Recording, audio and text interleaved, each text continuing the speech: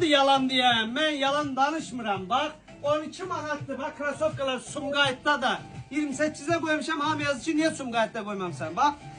Bak olabilir ki üstünde değişmemişim rəqəmlər. Ama tapa boyutlarına yazmışam da 12 manat da. Burada da ben bir buraya etiketleri değişemem ama indi bak flamasterların uşaqlara bak değiştirirəm. Bak buna bak.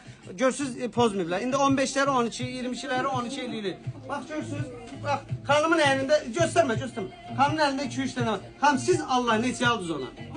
12 mi? Bir tanesini verin o mənə xahiş edirəm. Bak 12 manat olan. Bak hele sezonu qabaqda da Allah hamd olsun bak. Hele belə deyirəm bak.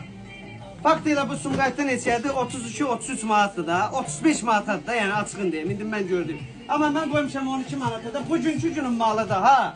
1 kilə, 2 kilə deyil. Buna bax sən Allah, bax 12 manata. Fidan xanımın səhifəsində Aziz Bakı yazın qadın geyimləri. Həm Sumqayıt haqqında, həm 28 filialımız haqqında məlumatlar var.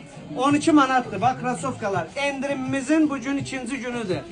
Bir hafta devam edecek, 10 gün devam edecek, daha onu bilmirəm. Çünkü kütle çok gəlir maşallah olsun. Bütün ayakkabı, krasovka, Sumqayıtda olan, bugün üçün bütün mağazalarda olan mallarda sadece bizde qiymət fərqi var. Hamımız gözləri endirimler başlandı.